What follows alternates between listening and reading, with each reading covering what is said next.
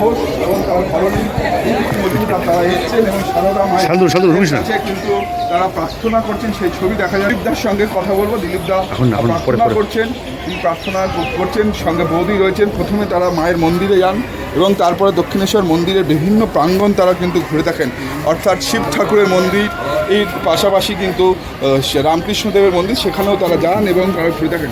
আমি একটু দিলীপদার সঙ্গে বৌদি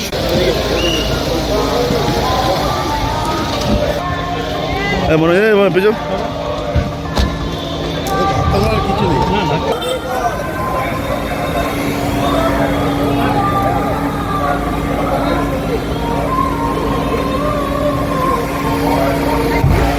দাদা ভালো আছেন?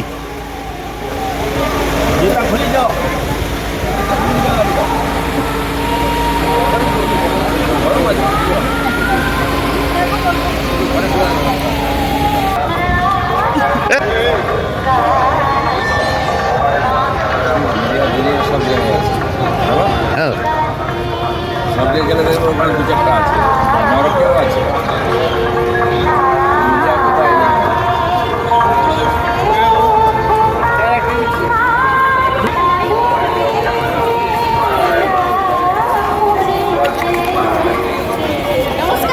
কেমন আছেন?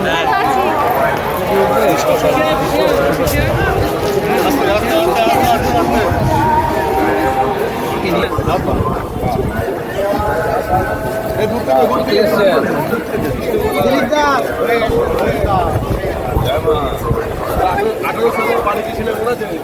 আমার বাড়িতে আমি ছিলাম।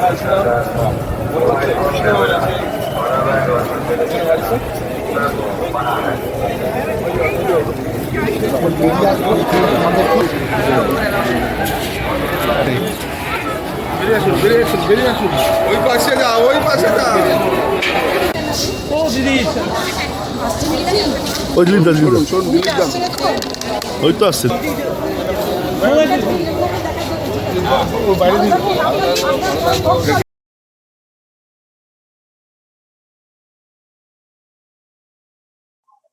শান্তি চাইলাম, যেন দায়িত্ব পালন করতে পারি সবার প্রতি।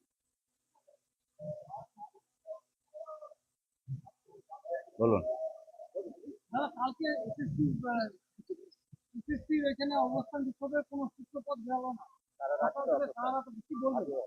সে ধর্না বলুন বা সরকারের সঙ্গে মিটিং, দুটোই নিষ্ফলা হবে, কারণ ওইখানে সমাধান বেরোবে না।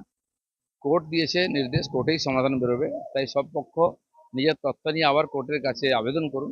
আমার মনে হয় সুপ্রিম কোর্ট সবার কথা শুনে তারাই ঠিক সিদ্ধান্ত দেবেন। 18,000 লোকের চাকরি ফেরত যেন আসে, এটা আমরা চাই।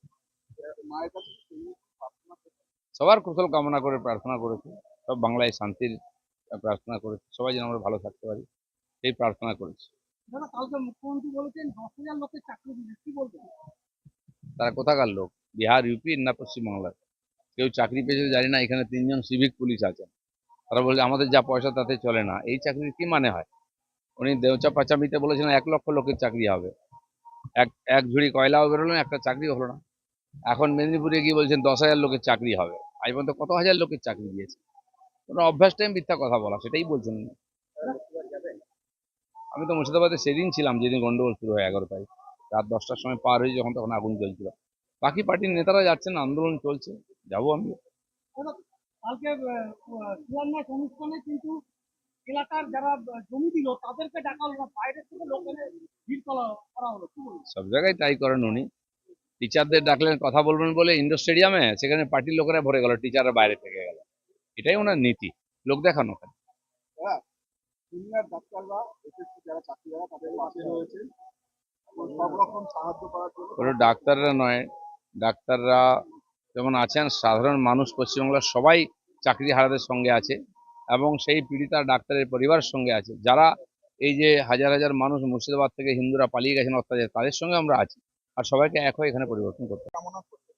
সবার প্রথম কামনা করলাম পশ্চিমবঙ্গের জনগণের স্বার্থে অশুভ শক্তির বিনাশ করে রাজনৈতিকভাবে আমরা পরস্পরকে খুব অ্যাক্টিভ ভাবে যাতে আমরা পশ্চিমবঙ্গের অশুভ শক্তির বিরুদ্ধে লড়তে পারি রাজনৈতিকভাবে, এবং আমরা বিজেপিকে প্রতিস্থাপিত করতে পারি এবং সরকার বদল করতে পারি। ব্যাস পশ্চিমবঙ্গের অশুভ শক্তির বিনাশ হোক, পশ্চিমবঙ্গের স্বার্থে তথা ভারতবর্ষের স্বার্থে আমরা সবাই মিলে যাতে এই সরকারের পতন ঘটাতে পারি গণতান্ত্রিক পদ্ধতির মাধ্যমে, জনকল্যাণের স্বার্থে। অবভিয়াসলি যতক্ষণ এই সরকারের পরিবর্তন হচ্ছে না ততক্ষণ প্রত্যেকটা শ্রেণীর মানুষ, মানে একদম টপ টু বটম সবাই সাফার হচ্ছে। ওকে, চলো